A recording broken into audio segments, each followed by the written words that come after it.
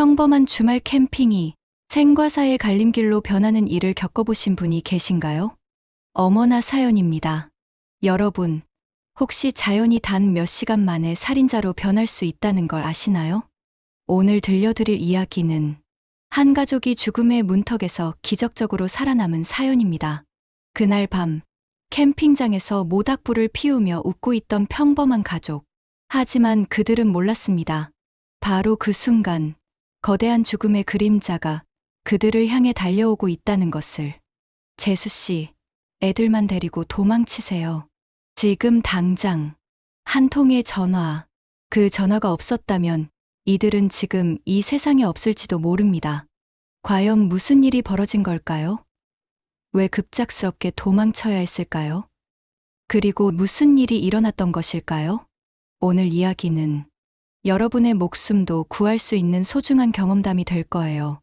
지금부터 그 무서운 진실을 들려드리겠습니다. 사연 시작하기 전에 구독과 좋아요는 사랑입니다. 안녕하세요. 저는 올해 42, 두 딸을 키우는 평범한 엄마 지영입니다. 남편 민수와 저는 맞벌이 부부라 늘 시간이 빠듯했죠. 저는 대형마트에서 고객 상담 업무를 하고 민수는 중견기업 영업팀에서 일합니다. 아이들과 제대로 된 시간을 보내기가 쉽지 않더라고요. 7월, 긴 장마가 끝나자마자 민수가 갑자기 제안했습니다. 여보, 이번 주말에 캠핑 어때? 서연이랑 하은이 얼마나 좋아하겠어. 서연이는 초등학교 2학년, 하은이는 5살이에요. 평소 집에서만 지내던 아이들이니 캠핑이라는 말에 눈이 반짝였죠. 엄마, 정말 가는 거야? 진짜 텐트에서 자는 거야? 서연이가 들뜬 목소리로 물었습니다. 그럼 아빠가 약속했으니까. 대신 엄마 말 잘 들어야 해. 하은이는 까르르 웃으며 캠핑 하고 박수를 쳤습니다. 그 모습을 보니 저도 마음이 설레더군요. 토요일 오전 일찍 우리는 짐을 싸서 출발했습니다. 민수가 미리 예약해둔 곳은 서울에서 1시간 반 거리에 있는 강가 캠핑장이었어요. 인터넷 후기도 좋고 아이들이 물놀이하기에도 안전하다고 했거든요. 와, 엄마, 저기 강이야. 차 창문 너머로 맑은 강물이 보이자 서연이가 소리쳤습니다. 하은이도 좌석에서 폴짝폴짝 뛰며 좋아했죠. 캠핑장에 도착하니 생각보다 넓고 깔끔했습니다. 다른 가족들도 여러 팀 와 있었고 아이들의 웃음소리가 여기저기서 들렸어요. 민수는 능숙하게 텐트를 설치하기 시작했습니다. 회사 동료들과 몇 번 캠핑을 다녀온 경험이 있었거든요. 여보, 여기 바람도 시원하고 경치도 좋지. 얘들이 진짜 좋아하네. 정말 그랬습니다. 서연이와 하은이는 텐트 안으로 기어들어가며 우와, 집 같아 하고 신기해했어요.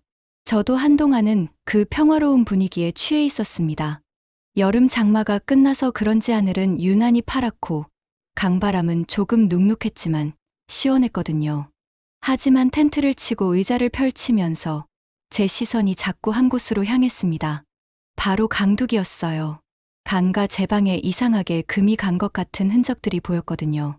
흙이 갈라져 있고 군데군데 돌들이 어긋나 있는 것 같았습니다. 저게 원래 저런 건가? 저는 걸음을 옮겨 조금 더 가까이 가서 살펴봤습니다. 확실히 이상했어요. 제방 곳곳에 균열이 있었고 일부는 흙이 파인 것처럼 보였습니다. 민수 씨, 저거 좀 봐요. 제방이 좀 이상하지 않아요? 민수는 고기를 꺼내며 대수롭지 않게 웃었습니다. 아휴, 여보는 괜한 걱정쟁이야. 장마 끝나면 흙이 좀 갈라질 수도 있지. 워낙 비가 많이 왔잖아. 그래도 좀 위험해 보이는데. 이런 캠핑장이 허가받고 운영하는 건데 뭐가 위험해. 걱정 말고 고기나 굽자. 민수의 말이 아주 틀린 건 아니었어요. 하지만 왠지 모르게 마음 한구석이 불안했습니다. 오후가 되자 본격적으로 바비큐를 시작했습니다. 민수는 숯불을 피우고 삼겹살을 구웠어요. 아이들은 강가에서 물장난치며 까르르 웃었죠. 엄마, 물이 차가워. 하은이가 작은 손으로 물을 떠서 제게 뿌렸습니다. 야, 하은아, 엄마 옷 다 젖잖아. 저도 웃으며 아이들과 함께 물놀이를 했습니다. 그 순간만큼은 모든 걱정이 사라졌어요. 여러분도 그런 순간 있으시죠? 가족과 함께 있을 때 세상 모든 걱정이 다 잊혀지는 그런 시간 말입니다. 저녁이 되어 해가 지자 우리는 텐트 앞에서 모닥불을 피우고 고기를 구워 먹었습니다. 서연이와 하은이는 꼬치에 마시멜로를 구우며 엄마, 이거 완전 맛있어 하고 좋아했어요. 민수도 맥주 한 캔을 따며 만족스럽게 웃었습니다. 역시 가끔은 이렇게 자연에서 쉬어야 한다니까. 회사 스트레스도 다 날아가는 것 같아. 저도 그 평화로운 분위기에 한동안 취해 있었습니다. 모닥불이 타닥타닥 소리를 내며 타오르고 아이들의 웃음소리가 여름밤 공기를 가득 채웠어요. 그런데 그때였습니다. 갑자기 휴대폰이 울렸어요. 전화 화면을 보니 태호라고 나와 있었습니다. 민수의 대학 동기이자 23년 절친인 태호 오빠였어요. 심지어 직장도 같았습니다. 이상했습니다. 태호 오빠는 평소 저한테 직접 전화하는 일이 거의 없거든요. 가족 모임이나 특별한 일이 있을 때나 민수를 통해서 연락하는 편이었으니까요. 태호 오빠네. 저는 이상한 예감이 들어 전화를 받았습니다. 여보세요? 재수씨. 태호의 목소리였는데 평소와 달리 뭔가 다급하고 낮게 깔려 있었습니다. 네, 오빠. 무슨 일이세요? 지금 어디 계세요? 캠핑 와 있어요. 민수 씨가 예약한 강가 캠핑장에. 태호의 숨소리가 거칠어지는 게 들렸습니다. 재수 씨, 지금 애들만 데리고 도망쳐요. 지금 당장. 순간 심장이 쿵 내려앉는 것 같았습니다. 네, 무슨 말씀이세요? 묻지 말고 민수한텐 말하지 마세요. 지금 이 캠핑장이 위험해요. 곧 비 소식도 있고 강가가 위험합니다. 재수 씨가 아이들만 챙겨서 먼저 나가세요. 제발요. 태호의 목소리에는 장난기라고는 전혀 없었습니다. 진짜로 급한 일인 것 같았어요. 오빠, 무슨 소리예요? 왜 그러세요? 시간 없어요. 그냥 제 말 믿고 당장 떠나세요. 뚝, 전화가 끊겼습니다. 저는 멍하니 휴대폰을 들고 서 있었습니다. 손끝이 차가워지고 가슴이 두근거렸어요. 갑자기 아이들의 웃음소리가 멀게 들리더군요. 무슨 일이지? 태호 오빠가 왜 저렇게 다급해하지? 여러분이라면 어떻게 하셨을까요? 갑작스러운 경고 전화, 믿어야 할까요?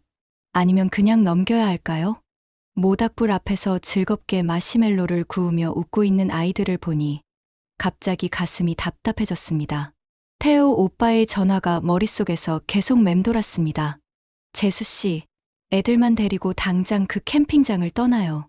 지금이 아니면 늦습니다. 그 목소리는 평소 농담 좋아하는 태호 오빠와는 완전히 달랐어요. 심각하고 다급했거든요. 저는 한참 동안 휴대폰을 쥔 채 움직이지 못했습니다. 여보, 무슨 전화야? 민수가 불판에 고기를 뒤집으며 물었습니다. 기름이 지글지글 소리를 내며 익어가고 있었죠. 태호 오빠예요. 이상하게. 캠핑장을 당장 떠나래요. 위험하다고. 그러자 민수는 피식 웃으며 젓가락으로 고기를 뒤적였습니다. 아이 참, 그 녀석도 괜한 소리 하는 거지. 저번 달에도 회사 워크숍 때 그 펜션 보일러 터진다 그러더니 허풍이었잖아. 저는 입술을 깨물었습니다. 민수는 원래 이런 성격이었어요. 뭔가 불안해지는 상황일수록 더 고집을 부리고 자기 계획을 바꾸려 하지 않는 사람이었거든요. 그래도 그냥 하는 말은 아닐 거 아냐. 위험하다는데. 태호 오빠가 장난으로 그런 얘기하는 사람 아니잖아요. 아휴, 여보. 장마 끝난 지가 언젠데. 봐. 오늘 하늘 얼마나 깨끗해. 저 녀석은 원래 걱정이 많아. 괜히 신경 쓰지 마. 민수는 맥주를 한 모금 마시며 여유로운 표정을 지었습니다. 하지만 저는 태호 오빠의 그 다급한 목소리가 계속 귓가에 맴돌았어요. 서연이가 모닥불 앞에서 엄마, 마시멜로 다 타버렸어 하며 까맣게 탄 마시멜로를 보여줬습니다. 평소 같으면 웃으며 새 걸로 바꿔줬을 텐데 그날은 왠지 웃음이 나오지 않더군요. 서연아, 새 걸로 다시 굽자. 저는 대답을 하면서도 자꾸 강둑 쪽을 바라봤습니다. 해가 지면서 그림자가 길어져 제 방의 균열들이 더 도드라져 보였어요. 그때 다시 휴대폰이 울렸습니다. 또 태호였어요. 재수 씨, 민수한테 얘기했어요? 네. 근데 안 믿어요. 그냥 웃어넘기네요. 태호의 숨소리가 더 거칠어졌습니다. 그럴 줄 알았어요. 민수는 절대 안 움직일 거야. 성격이 얼마나 고집센지 저도 20년 넘게 봐왔으니까. 그러니까 재수 씨, 애들만 데리고 나와요. 제가 지금 그쪽으로 가고 있으니까 상황 설명할게요. 지금 여기서 시간 끌면 안 됩니다. 도대체 무슨 일이에요? 오빠가 왜 이렇게까지 하시는 거예요? 잠시 정적이 흘렀고 태호는 낮은 목소리로 말했어요. 재수 씨, 5년 전 이 캠핑장에서 큰 사고 난 거 알아요? 사고요? 무슨 사고? 강 제방이 붕괴해서 캠핑하던 가족들이 큰일 날 뻔한 사고가 있었어요. 관리인들이 쉬쉬했지만 저는 그때 구조 지원 나갔다가 직접 봤거든요. 제방이 약해요. 비가 조금만 더 와도 위험하다니까요. 제 입이 바짝 말랐습니다. 그런데 오늘 밤 비가 온다면 댐 방류가 예정돼 있다는 얘길 들었어요. 방송에는 안 나왔지만 제 친구가 댐 관리소에서 일하거든요. 긴급 방류래요. 저 믿어줘요. 애들만이라도. 전화를 끊고 나니 제 가슴이 너무 세차게 뛰었습니다. 손이 떨려서 물컵을 제대로 잡기도 어려웠어요. 만약 태호 오빠 말이 진짜라면 우리가 지금 위험한 곳에 있는 건가? 저는 텐트 안에서 하은이가 인형을 안고 놀고 있는 모습을 보며 가슴이 철렁 내려앉았습니다. 땀에 젖은 작은 손으로 인형의 머리를 쓰다듬고 있는 모습이 너무 평화로워서 오히려 더 불안해졌어요. 민수 씨, 우리 그냥 다른 캠핑장으로 옮길까요? 여긴 좀 제가 불안해요. 민수는 소주를 따르며 고개를 저었습니다. 아휴 여보, 괜한 상상 좀 그만해요. 태호 그 녀석이 괜히 오버하는 거야. 오늘 캠핑 예약한 사람만 몇 팀인데 아무도 안 떠나잖아요. 다른 사람들도 모르고 있는 거 아니겠어요? 댐 방류가 있다고 하는데. 민수는 젓가락을 내려놓더니 한숨을 푹 쉬었습니다. 여보, 내가 몇 번을 말해요.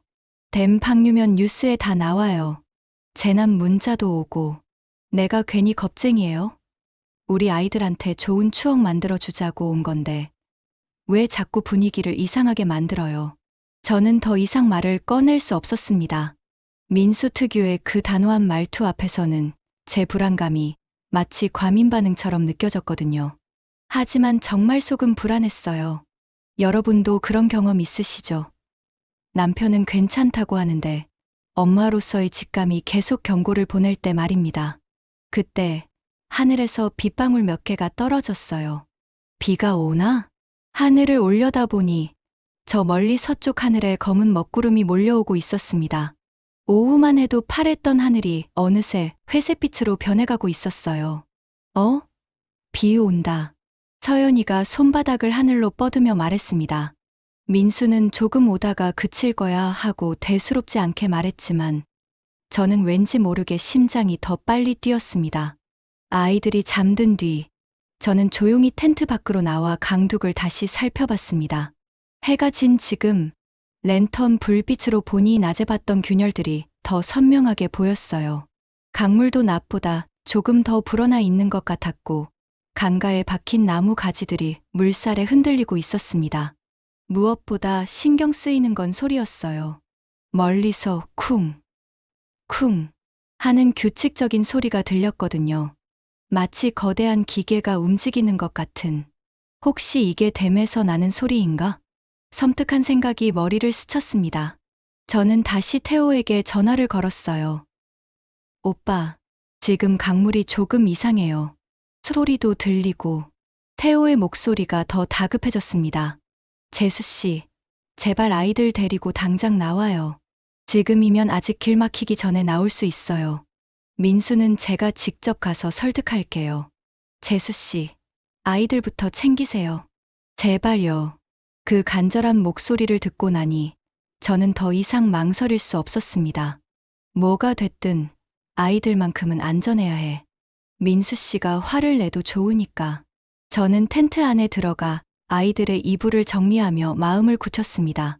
바깥에서는 빗방울이 점점 굵어지고 있었고 멀리서 천둥 소리가 울리기 시작했어요.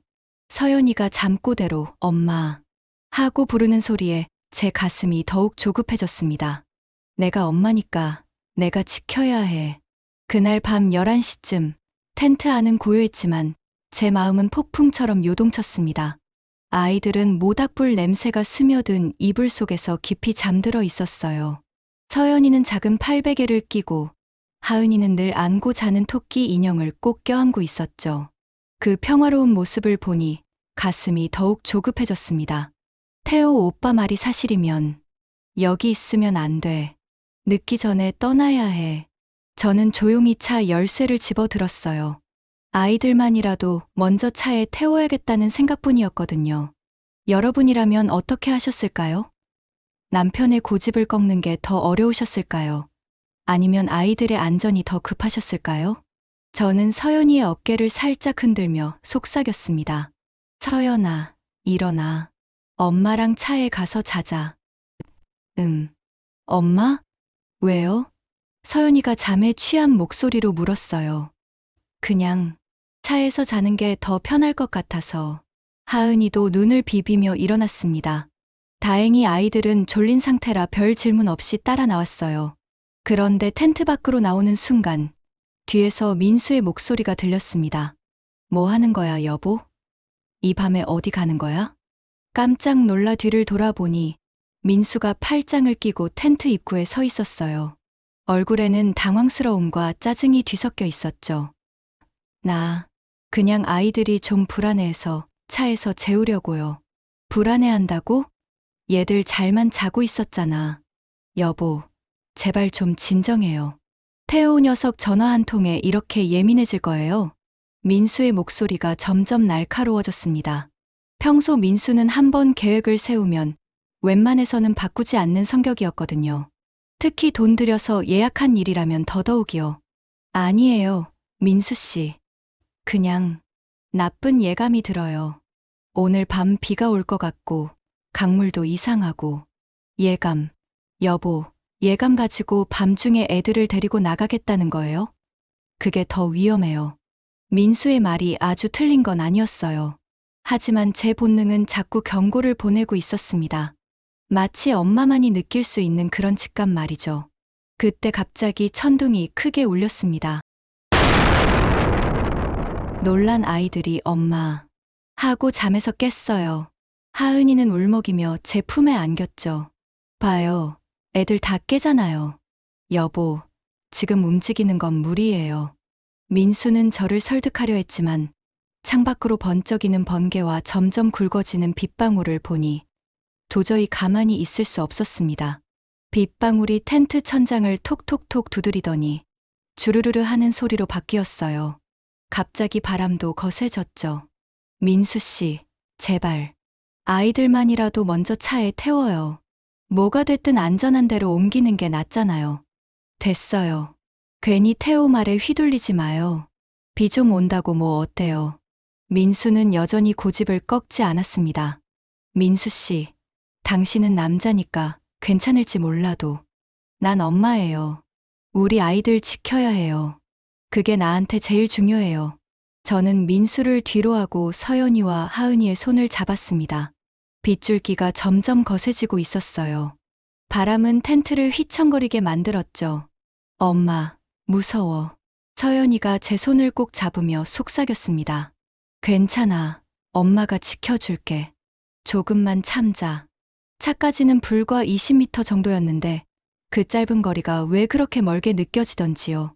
빗속에서 아이들을 데리고 걸어가는 동안 마음이 조급했습니다.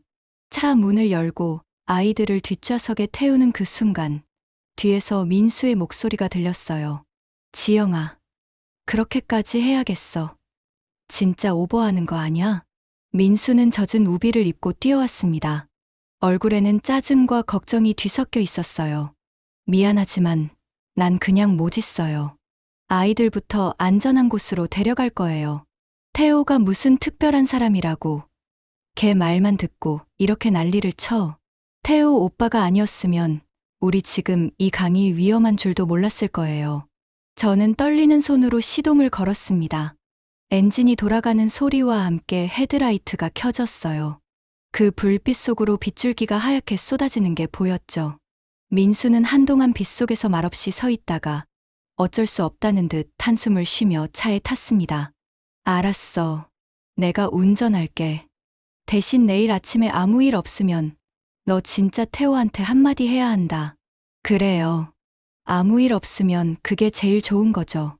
차가 캠핑장을 벗어나려던 그 순간이었습니다. 갑자기 번개가 하늘을 가르며 번쩍였고 그 찰나의 순간에 우리는 끔찍한 장면을 목격했어요. 강둑 한쪽에서 흙덩어리가 우르르 소리를 내며 무너져 내리고 있었거든요. 낮에 제가 봤던 그 균열 부분이 실제로 무너지고 있었던 거예요. 저기 봐, 서연이가 뒷좌석에서 소리쳤습니다. 강물이 불어나면서 우리가 앉아있던 모닥불 자리 근처까지 물이 차오르고 있었어요. 캠핑장 곳곳에 설치된 다른 텐트들도 위험해 보였죠. 민수의 얼굴이 순간 하얗게 변했습니다. 세상에, 저게 진짜야? 저는 온몸이 오싹했어요. 조금만 늦었다면 우리도 저 흙탕물에 휩쓸릴 뻔했던 거니까요. 여보, 빨리 나가자. 다른 사람들도 위험해. 텐트 안에 있던 사람들이 모두 소리 지르며 뛰쳐나오고 있었습니다. 정말 순식간에 상황이 달라졌습니다. 이제 진짜 시작이었어요. 빗줄기는 점점 굵어지고 앞 유리창을 때리는 빗방울 소리가 쾅쾅 울렸습니다. 와이퍼를 아무리 빠르게 돌려도 시야가 뿌옇게 가려졌죠.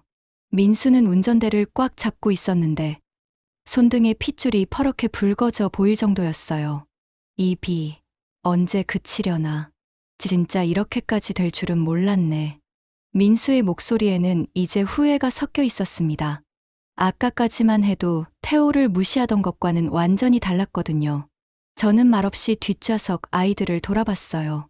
서연이는 창밖을 불안하게 바라보고 있었고 하은이는 제 코트에 얼굴을 파묻은 채 작게 떨고 있었습니다. 그래, 이게 맞아. 아이들을 위해선 안전한 게 최고야. 그런데 갑자기 차 앞쪽에서 누군가 헤드라이트 불빛을 깜빡이며 손을 흔드는 게 보였어요. 저기 사람이 있어요. 태호다. 민수가 소리쳤습니다. 민수가 차를 세우자 젖은 우비를 쓴 태호 오빠가 빗속을 뚫고 달려왔어요. 우비 위로도 빗물이 줄줄 흘러내리고 있었죠. 태호는 차창을 두드리며 급하게 외쳤습니다. 지금부터 내 차 따라와. 지금 곧 방류 사이렌 울릴 거야. 민수가 창문을 내리자 빗물이 차 안으로 튀어 들어왔어요. 야, 너 진짜 사람 겁주려고 작정했냐? 무슨 방류야. 뉴스에도 없었잖아. 하지만 태호의 표정은 진지하기 그지없었습니다. 숨을 몰아쉬며 외쳤어요.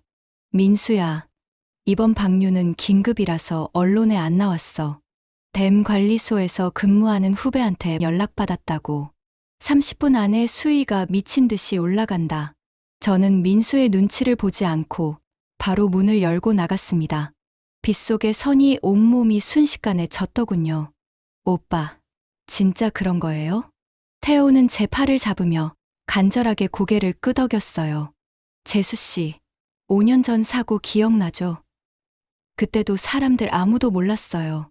장마 끝났다고 다 안심했는데 그날 밤 제 방이 무너져서 텐트 10여 개가 순식간에 휩쓸려 갔거든요. 태호의 목소리가 떨렸습니다. 그 말투에서 진짜 경험했던 사람의 절박함이 느껴졌어요. 나 그 현장에서 구조 활동했었어. 물에 떠내려가는 텐트에서 아이 우는 소리. 그날 봄 광경이 아직도 눈에 선해. 민수도 이제 진지해져서 차에서 내렸습니다. 야, 그럼 진짜 위험한 거야? 위험한 정도가 아니야. 이번에도 강 제방 점검 제대로 안 했을 거거든. 지금 비가 더 오면 정말 큰일 나. 제발 믿어줘. 애들부터 살리고 봐야지. 바로 그 순간이었습니다. 어두운 산 너머에서 굉음 같은 소리가 울려 퍼졌어요. 우우우. 길고 음산한 사이렌 소리였습니다. 마치 전쟁 영화에서 들었던 그런 경보음 같았죠. 그리고 마치 대답하듯 번개가 하늘을 가르며 번쩍 빛났습니다. 이 경보음 소리, 뭐야? 민수가 당황스럽게 물었어요. 태호가 소리쳤습니다. 댐 방류 경보야. 내가 뭘 했어? 저는 온몸에 소름이 돋으며 민수의 팔을 잡고 흔들었어요. 민수 씨, 이제 믿죠? 빨리 가요. 민수는 결국 입술을 깨물며 고개를 끄덕였습니다. 얼굴이 창백해져 있었어요. 알았어. 가자. 빨리. 태호는 창가로 와서 빠르게 지시했습니다. 재수 씨, 제가 앞장서서 안전한 대피로로 안내할게요. 캠핑장 바로 위쪽 산길로 올라가야 해요. 지금 아니면 길이 물에 잠겨서 못 올라갑니다. 태호는 다른 사람들도 안내하며 앞장섰습니다. 저희는 다시 차에 올라 태호의 차를 따라갔어요. 헤드라이트 불빛 사이로 빗물이 미친 듯이 쏟아지고 있었죠. 그런데 백미러로 뒤를 보니 끔찍한 광경이 펼쳐지고 있었습니다. 벌써 강가 캠핑장 곳곳에 물이 차오르기 시작했거든요. 아까 우리가 앉아있던 모닥불 자리는 이미 물에 잠겨 있었고 다른 텐트 몇 개가 흙탕물에 떠내려가고 있었습니다. 엄마, 저거 봐. 서연이가 울먹이며 창문을 가리켰어요. 파란색 텐트 하나가 물살에 휩쓸리며 떠내려가고 있었습니다. 그 텐트가 우리 것과 똑같은 색깔이었거든요. 세상에, 저게 우리 텐트인가? 민수가 헉하고 숨을 들이켰습니다. 저는 등골이 서늘해졌어요. 조금만 늦었어도 우리도 저 물에 휩쓸렸을 거라는 생각에 말이죠. 민수 씨, 우리가 아슬아슬했네요. 민수도 이제 완전히 정신이 든 것 같았어요. 그때 더 충격적인 장면이 펼쳐졌습니다. 그 순간 사이렌 소리가 산 너머에서 울려 퍼졌습니다. 우우우 하는 긴급 경보음이었죠. 강 상류 쪽에서 거대한 물벽이 몰려오고 있었거든요. 마치 쓰나미처럼 말이에요. 엄마, 저거 뭐야? 무서워. 하은이가 울먹이며 말했습니다. 민수가 급하게 차를 몰며 외쳤어요. 댐 방류다. 태호 말이 맞았어. 태호야, 미안하다. 내가 잘못 생각했어. 너 말 안 듣고 큰일 날 뻔했네. 댐 방류가 시작된 거였어요. 하지만 그 규모는 상상을 초월했습니다. 마치 쓰나미처럼 높이 솟은 물의 벽이 모든 것을 집어삼키며 우리를 향해 돌진하고 있었습니다.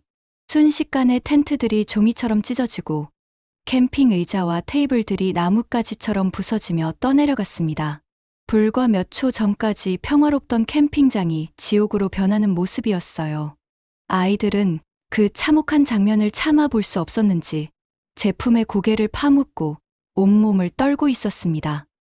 엄마, 무서워요. 하은이의 작은 목소리가 물소리에 묻혀 들렸어요. 저는 그 순간 깨달았습니다. 조금이라도 더 지체했더라면 우리 가족은 저 무시무시한 물의 힘에 속절없이 휩쓸려 갔을 거라는 걸 말이에요. 태호 오빠의 그 절박한 전화가 없었다면 지금 우리는 이 세상에 없었을지도 모릅니다. 앞서 가던 태호가 차창 밖으로 손을 내밀어 신호를 보냈습니다. 좌회전하라는 뜻이었어요. 저쪽 산길로 올라가야 해요. 조심해요. 산길 입구는 가파르고 좁았습니다. 평소 같으면 별것 아닌 길이었겠지만 이 빗속에서는 너무 위험해 보였어요. 진흙탕으로 변한 길 때문에 바퀴가 미끄러졌습니다. 저는 조수석 손잡이를 꼭 잡으며 심장이 두근거렸어요. 여러분이라면 이런 상황에서 어떻게 하셨을까요? 그 순간엔 그저 아이들 이름을 속으로 계속 부르며 간절히 빌 뿐이었답니다. 서연아, 하은아, 엄마가 꼭 지켜줄게. 제발 무사히. 차가 미끄러질 때마다 아이들이 엄마 하고 소리쳤어요. 그 목소리를 들을 때마다 가슴이 찢어질 것 같았습니다. 10분 정도 올라갔을 때 드디어 평평한 곳이 나타났어요. 마을 회관이 보였습니다. 태호가 차에서 내려 우리 쪽으로 뛰어왔어요. 여기가 안전해요. 일단 회관 안으로 들어가죠. 저는 아이들을 안고 회관으로 향했습니다. 뒤를 돌아보니 아래쪽 강가에서 엄청난 물살이 몰려와 캠핑장 전체를 삼키고 있더군요. 텐트, 의자, 식탁, 심지어 화장실까지. 모든 게 물에 둥둥 떠내려가고 있었어요. 세상에, 저는 손을 입에 가져다 대며 말을 잇지 못했습니다. 태호는 젖은 우비를 벗어던지며 우리를 바라봤어요. 이제 시작일 거야. 오늘 밤은 여기서 상황 지켜봐야겠어. 다른 캠핑객들도 태호 씨 안내에 따라 대피하고 있었습니다. 모두들 당황한 표정으로 서로 안부를 묻고 있었죠. 민수는 태호의 어깨를 꽉 잡았습니다. 야, 정말 고맙다. 너 아니었으면 우리 어떻게 됐을지. 많이 놀랬지? 무사히 나올 수 있어서 천만다행이야. 이제 진짜 시작이야. 밤새 여기서 기다려야 해. 창밖으로는 여전히 거센 비가 내리고 있었고 멀리서 사이렌 소리가 계속 울려 퍼지고 있었습니다. 그날 밤이 얼마나 길게 느껴졌는지 여러분은 상상이나 하실까요? 마을 회관에 도착했을 때 우리는 모두 말이 없었어요. 창밖으로는 빗소리와 함께 강물을 뒤흔드는 거대한 소용돌이 소리가 멀리서 들려왔습니다. 마치 괴물이 울부짖는 것 같은 그런 소리였죠. 민수가 정적을 깨고 입을 열었습니다. 태호야, 정말 미안하다. 아까 내가 괜히 고집 부렸어. 내 말 안 믿고 큰일 날 뻔했네. 민수의 목소리에는 진심이 담겨 있었습니다. 평소 자존심 세던 민수가 이렇게 솔직하게 사과하는 모습을 보니 저도 마음이 복잡했어요. 태호는 젖은 얼굴에 쓴 미소를 지으며 대답했죠. 됐어, 민수야. 이런 날씨에 고집 부린 건 너뿐만 아니었을 거거든. 대부분의 사람들은 설마 하고 그냥 넘기니까. 근데 난 5년 전 그 사고를 눈앞에서 봤잖아. 태호의 목소리가 잠시 떨렸습니다. 그때 처음으로 태호 오빠의 진짜 마음을 알 것 같았어요. 오빠, 그때 정말 그렇게 큰 사고였나요? 저는 조심스럽게 물었습니다. 태호는 창밖을 바라보며 천천히 말하기 시작했어요. 2019년 7월이었어. 그때도 장마 끝나고 모두가 안심했을 때였지. 그날 밤 갑자기 댐 방류가 시작됐는데 캠핑장 사람들은 아무도 몰랐거든. 태호의 눈빛이 멀어졌습니다. 제 방이 무너지고 텐트 11개가 순식간에 떠내려갔어. 물속에서 아이 우는 소리, 부모들 비명 소리. 지금도 꿈에 나와. 저는 가슴이 먹먹해졌어요. 태호 오빠가 왜 그렇게 다급하게 우리를 피신시켜 준 건지 이제야 이해가 됐거든요.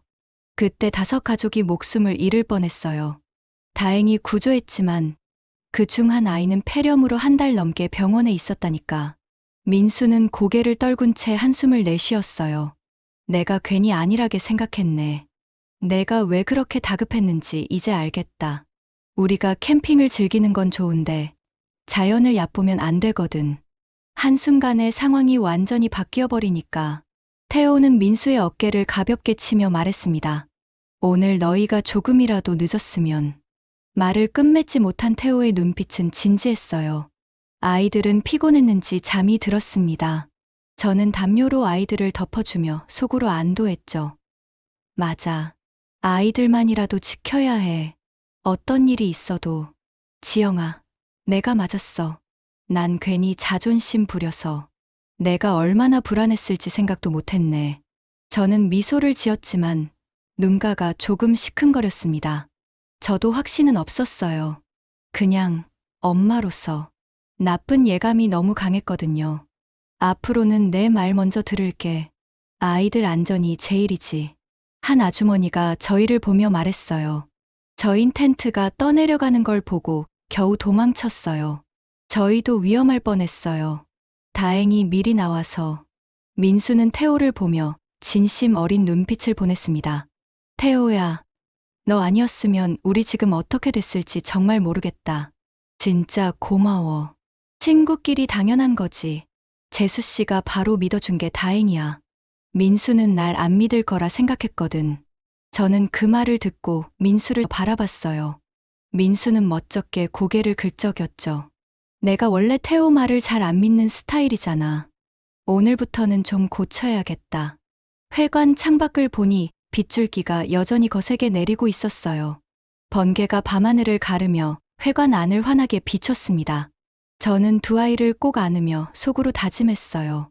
다시는 이런 무모한 생각 안 해야지. 안전이 제일이야. 태호는 물 한 컵을 마시며 조용히 말했습니다. 내가 아는 후배 하나가 캠핑 안전 체크리스트 만든 게 있어. 내일 아침에 정리해서 줄게. 애들 데리고 다닐 땐 꼭 대비해야 해. 저는 고개를 끄덕이며 마음속으로 감사했죠. 역시 경험에서 나온 말이 이렇게 무겁게 와닿는구나. 그때 한 젊은 아빠가 태호에게 다가왔어요. 오늘 정말 고맙습니다. 정말 큰일 치를 뻔했습니다. 그날 밤 회관 창문 밖으로는 강물이 점점 더 불어나며 무시무시한 소리를 냈습니다. 그리고 저는 속으로 조용히 기도했죠. 무사히 아침을 맞이할 수 있기를. 여러분도 이런 상황이라면 똑같이 하셨을 거예요. 가족의 안전보다 소중한 건 없으니까요.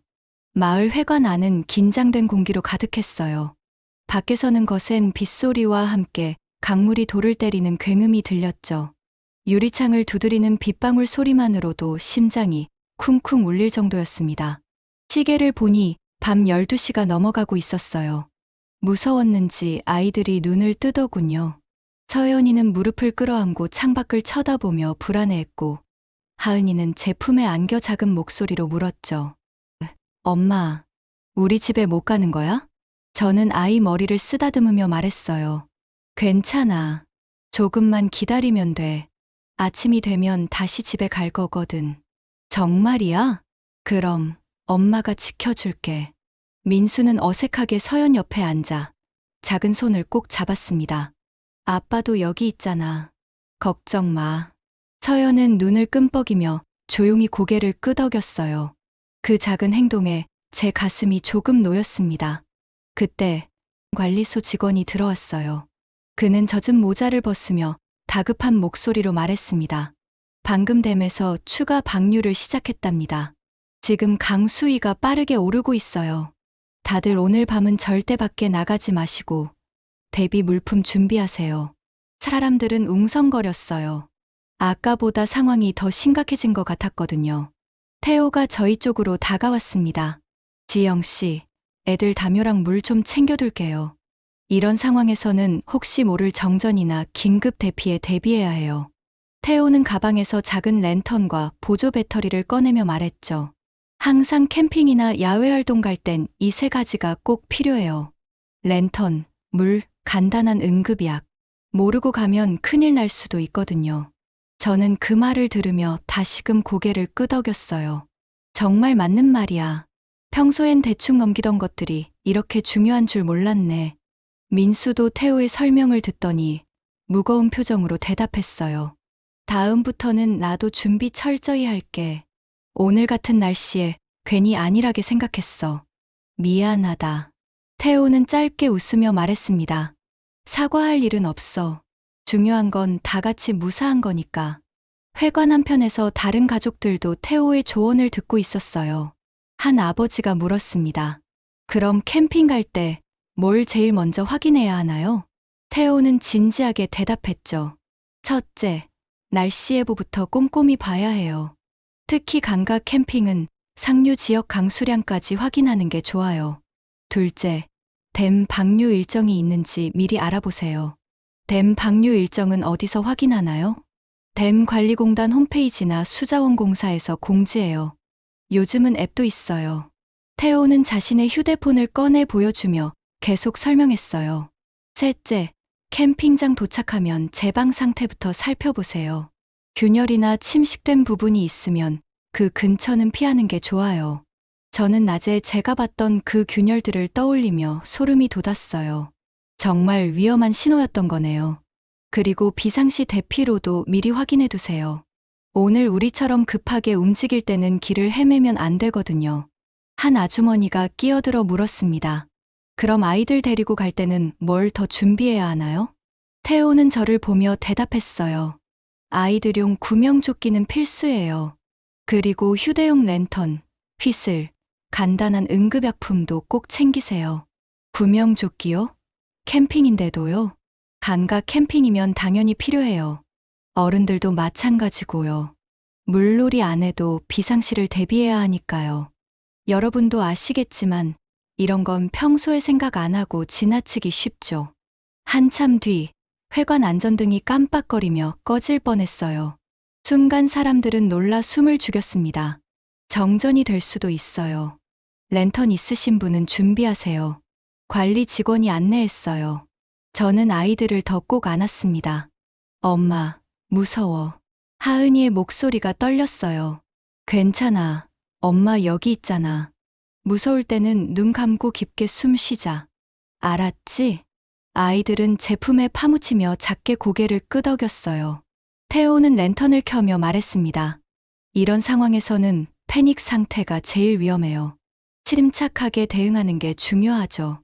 태호 오빠, 5년 전에도 이렇게 무서웠나요? 저는 조심스럽게 물었어요. 태호의 표정이 잠시 어두워졌습니다. 그때는 더 심했어요. 정전까지 됐거든요. 사람들이 완전 패닉 상태였죠. 그래서 구조 작업이 더 어려웠어요. 구조는 얼마나 걸렸어요? 새벽 4시까지. 거의 밤새 했죠. 물에 떠내려간 사람들 찾느라고. 다행히 큰 인명피해는 없었지만 정말 아슬아슬했어요. 한밤중에도 비는 쏟아졌어요.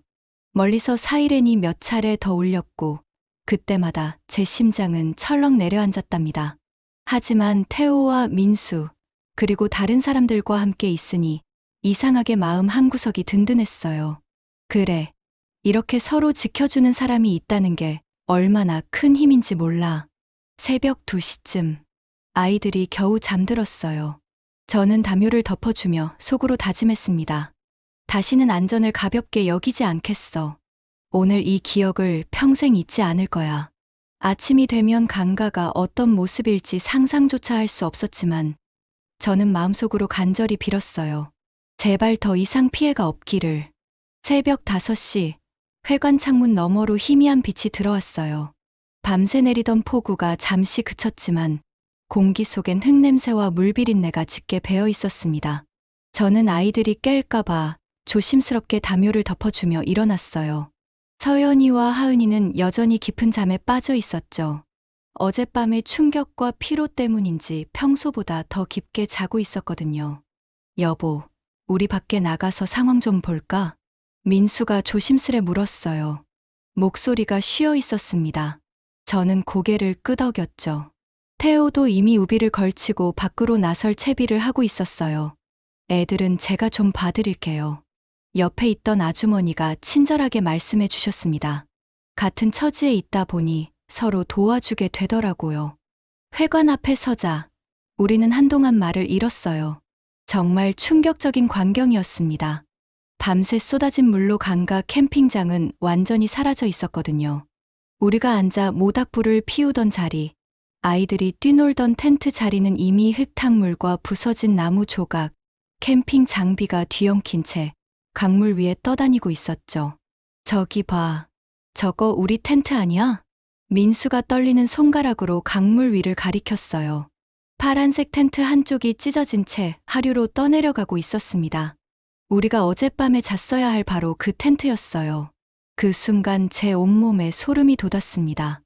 우리가 거기 있었더라면 아이들은 생각만으로도 숨이 막혔어요. 저는 본능적으로 회관 안에서 자고 있는 하은이와 서연이의 얼굴을 떠올리며 눈물이 핑 돌았답니다. 태호 오빠, 정말 오빠 덕분에 우리가 살았네요. 제가 떨리는 목소리로 말하자 태호는 고개를 저었어요. 재수 씨가 용기 내서 움직인 거죠. 내가 뭐라 해도 직접 결단하지 않으면 아무 소용 없었을 거예요. 태호의 말이 맞았어요. 결국 선택은 제가 한 거였으니까요. 하지만 태호의 경고가 없었다면 그 선택 자체를 할 수 없었을 테죠. 민수도 태호를 바라보며 굳게 손을 내밀었습니다. 야, 진짜 미안하다. 내가 그때 내 말을 안 믿고 웃어넘긴 게. 오늘 아침에 보니까 내가 얼마나 어리석었는지 알겠다. 태호는 민수의 손을 꽉 잡으며 짧게 대답했어요. 우정이란 게 그런 거 아니냐. 고집도 부리고 싸우기도 하지만 결국 이렇게 살아있는 게 제일 고맙지. 강가를 내려다보니 더 끔찍한 광경들이 보였어요. 화장실 건물은 반쯤 무너져 있었고 캠핑장 입구에 큰 느티나무도 뿌리째 뽑혀서 강물에 떠 있었거든요. 저기 저 나무. 어젯밤에 우리가 그늘에서 쉬었던 바로 그 나무네요. 저는 놀라서 말했어요. 그 나무 아래서 서연이가 마시멜로를 구우며 웃던 모습이 눈에 선했거든요. 그때 서연이와 하은이가 회관문에서 졸린 눈으로 나왔습니다. 엄마, 텐트는 어디 갔어? 서연이의 질문에 저는 잠시 말문이 막혔어요. 아이에게 어떻게 설명해야 할지 몰랐거든요. 그건 물에 떠내려갔어. 하지만 괜찮아. 우리 가족은 다 여기 있잖아. 우와, 정말 물이 많이 올라왔네. 다행이다. 서연이가 제 품에 안기며 작은 목소리로 말했습니다. 9살 아이치고는 상황을 잘 이해하고 있는 것 같았어요. 민수는 아이들의 머리를 쓰다듬으며 우리를 안심시키려 했어요. 얘들아, 오늘은 캠핑 대신 더 재미있는 얘기 해줄게. 아빠가 잘못했어. 다음부턴 더 안전한 곳만 갈게. 저는 민수를 바라보며 살짝 웃었습니다. 그래요. 이제 안전이 최우선이에요. 어제 있었던 일은 평생 기억해야 할 거예요. 태호는 회관 주변에 있던 다른 사람들에게도 간단한 안전수칙을 알려주고 있었어요. 여러분, 캠핑 갈 때는 날씨랑 댐 방류 정보 꼭 확인하세요. 이런 사고는 예고 없이 터지거든요. 다음부턴 다 같이 조심합시다. 그의 목소리는 낮지만 힘이 있었습니다. 다른 사람들도 고개를 끄덕이며 경청했어요. 어젯밤의 경험이 모두에게 큰 교훈이 된 것 같았죠. 잠시 후 구조대와 관리소 직원들이 도착해 강가를 점검했어요. 방송 차량이 와서 어젯밤 방류 소식을 보도했고 몇몇 사람들은 놀라며 스마트폰으로 뉴스를 확인했습니다. 댐 긴급 방류로 캠핑장 침수. 인명피해 없어. 뉴스 제목을 보니 다행이라는 생각과 함께 아찔함이 밀려왔어요. 방류 예고가 미리 있었다면 누군가 중얼거렸지만 이미 지나간 일이었죠. 중요한 건 우리가 모두 살아있다는 사실이었습니다. 저는 서연과 하은이의 작은 손을 꼭 잡으며 마음속으로 다짐했어요. 오늘을 잊지 말자. 작은 경고라도 귀 기울이자. 그게 우리 가족을 지키는 첫걸음이야. 민수도 제 어깨에 손을 올리고 말했습니다. 지영아, 앞으로는 내 예감 무시 안 할게. 오늘 너 덕분에 애들이 무사한 거야. 저는 그제야 긴장이 풀리며 눈가가 젖었어요. 아니에요. 우리 모두 함께 살았잖아요. 그게 다행이죠. 구조대원 한 분이 저희에게 다가와서 말했어요. 정말 잘 피하셨네요. 조금만 늦었어도 위험했을 거예요. 이런 날씨엔 언제든 이런 일이 생길 수 있으니까 앞으로 조심하세요. 그 말을 듣고 나니 태호에 대한 고마움이 더욱 커졌습니다. 여러분도 아시겠지만 사람은 실제로 위험을 겪어봐야 그 심각성을 깨닫게 되더라고요. 저도 어젯밤 전까지는 설마 그런 일이 나한테 일어나겠어 했거든요. 하지만 자연 앞에서 인간은 정말 작은 존재라는 걸 절실히 느꼈답니다. 그리고 가족을 지키기 위해서는 때로는 과감한 결단이 필요하다는 것도요. 태호가 마지막으로 우리에게 말했어요. 앞으로 캠핑 갈 때는 연락 줘. 안전 점검 도와줄게. 정말 고마워, 태호야. 평생 잊지 않을게. 그렇게 우리는 집으로 향하는 길에 올랐습니다. 뒤돌아본 캠핑장은 여전히 물에 잠겨 있었고 그 모습을 보며 저는 다시 한번 다짐했어요. 다시는 안전을 가볍게 여기지 않겠어. 캠핑장을 떠난 지 2시간 후 우리는 집에 도착했어요. 집 안에 들어서자 아이들은 안도한 듯 소파에 털썩 앉았습니다. 하은이는 작은 목소리로 속삭였죠. 엄마, 집이 제일 좋아. 여긴 안전해. 저는 그 말을 듣고 가슴이 찡해졌어요. 평소엔 그저 지루하게 느껴졌던 집이 그날만큼은 가장 든든한 성처럼 느껴졌거든요. 민수는 텅 빈 손으로 허공을 한번 휘젓더니 깊은 한숨을 내쉬었습니다. 캠핑 장비 다 떠내려갔네. 돈보다도. 아이들 생각하면 아찔하다. 저는 그의 손을 꼭 잡았어요. 장비는 다시 사면 돼요. 하지만 사람 목숨은 다시 못 얻잖아요. 민수는 제 손을 꼭 쥐며 고개를 끄덕였습니다. 맞아. 앞으로는 내 말부터 들을게. 괜히 내 고집 때문에 큰일 날 뻔했어. 그날 오후 태호가 전화를 걸어왔어요. 재수 씨, 애들은 괜찮아요? 네, 잘 쉬고 있어요. 오빠 덕분에 우리가 이렇게 무사해요. 정말 감사해요. 태호는 멋쩍게 웃는 목소리로 대답했습니다. 고마울 게 뭐 있어요. 친구끼리 당연한 거죠. 다만 이번 일을 계기로 민수도 좀 배웠으면 좋겠네요. 저는 전화기를 민수에게 건네주며 장난스럽게 말했어요. 당신이 직접 사과하세요. 민수는 전화 너머로 낮은 목소리로 말했죠. 태호야, 정말 미안하다. 그리고 고맙다. 너 아니었으면 우리 가족 어떻게 됐을지 생각만 해도 소름이 돋아. 됐다니까. 다음엔 캠핑 가기 전에 날 먼저 불러. 안전 점검 제대로 해줄 테니까. 민수는 웃으며 약속할게라고 대답했어요. 그날 밤 아이들이 잠든 후 저는 거실 창가에 앉아 창밖을 바라봤습니다. 장마가 끝나고 도시의 밤하늘에는 별빛이 반짝이고 있었어요. 태호 오빠의 한마디 경고가 우리 가족을 살렸구나. 생각할수록 감사한 마음과 함께 한 가지 깨달음이 머리를 스쳤어요. 자연을 얕보면 안 된다. 작은 경고라도 귀 기울여야 한다. 다음 날 아침, 민수는 아이들에게 말했습니다. 얘들아, 캠핑은 재미있지만 자연 앞에선 항상 조심해야 해. 아빠도 그걸 이번에 배웠어. 서연은 고개를 끄덕이며 진지하게 대답했어요. 응, 아빠. 다음엔 안전한 데서만 캠핑하자. 그 순수한 눈빛에 저는 웃으며 민수와 눈을 마주쳤어요. 그 웃음 속에는 같은 생각이 담겨 있었습니다. 가족이 함께 있다는 것, 그것이 진정한 안전과 행복이다. 일주일 후, 태호가 약속대로 캠핑 안전 체크리스트를 정리해서 보내줬어요. 정말 세세한 부분까지 잘 정리되어 있더라고요. 앞으로 캠핑 갈 때마다 이 리스트 꼭 확인하자. 민수가 말했습니다. 그래요. 이제부터는 안전이 최우선이에요. 지금도 저는 가끔 그날 밤을 떠올립니다. 만약 태호의 경고를 무시했다면, 만약 제가 용기를 내지 못했다면, 정말 끔찍한 일이 벌어졌을 거예요. 여러분께도 한마디 전하고 싶어요. 자연을 만날 땐 언제나 안전이 최우선입니다. 작은 위험 신호도 무시하지 마세요. 저희 가족처럼 설마 했다가 큰일 날 뻔하는 경우가 생길 수 있거든요. 특히 아이들과 함께 할 때는 더욱 조심해야 해요. 부모로서 우리가 지켜야 할 건 아이들의 추억도 좋지만 무엇보다 안전이니까요. 지금 이 이야기를 쓰고 있는 저는 서울 강동구에 살고 있는 42살 지영입니다. 그날 이후로 저희 가족은 캠핑을 완전히 그만두지는 않았어요. 다만 태호 오빠의 체크리스트를 항상 지키며 다니죠. 민수는 정말 많이 변했어요. 이제는 제가 뭔가 불안하다고 하면 우선 피하고 보자고 말합니다. 아이들 안전을 최우선으로 생각하게 됐거든요. 서연이와 하은이는 그날의 기억을 또렷하게 간직하고 있어요. 가끔 엄마, 그때 정말 무서웠지? 라고 물어보기도 하죠.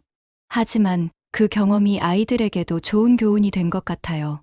자연을 존중하고 어른 말을 잘 들어야 한다는 걸 몸소 배웠거든요. 태호 오빠와는 지금도 자주 연락하며 지내고 있어요.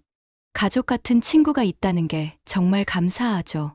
그날의 경험이 무서웠던 것만은 아니에요. 위기 상황에서 서로를 지켜주는 사람들의 소중함을, 가족의 끈끈함을, 그리고 안전의 중요성을 깨달을 수 있었거든요. 자연은 아름답지만 때로는 무서워요. 하지만 제대로 준비하고 서로 배려한다면 안전하게 즐길 수 있다고 생각해요. 여기까지가 제가 여러분께 꼭 전하고 싶었던 이야기입니다. 오늘 사연은 서울 강동구에 사시는 지영님이 보내주신 이야기였습니다. 한 통의 전화로 시작된 위기, 그리고 가족을 지키기 위한 용기, 자연 앞에서 인간이 얼마나 작은 존재인지, 그리고 진정한 우정과 가족애가 무엇인지를 느끼게 해준 소중한 사연이었어요. 여러분도 야외 활동하실 때는 꼭 안전을 먼저 생각해 주세요. 작은 경고라도 귀 기울이시고 무엇보다 가족의 안전을 최우선으로 두시기 바랍니다. 어머나 사연은 언제나 여러분의 진심 어린 이야기를 기다리고 있어요. 좋아요와 구독, 그리고 응원의 댓글은 더 많은 감동적인 이야기를 만들어갑니다. 오늘도 들어주셔서 고맙습니다. 다음 이야기에서 또 만나요.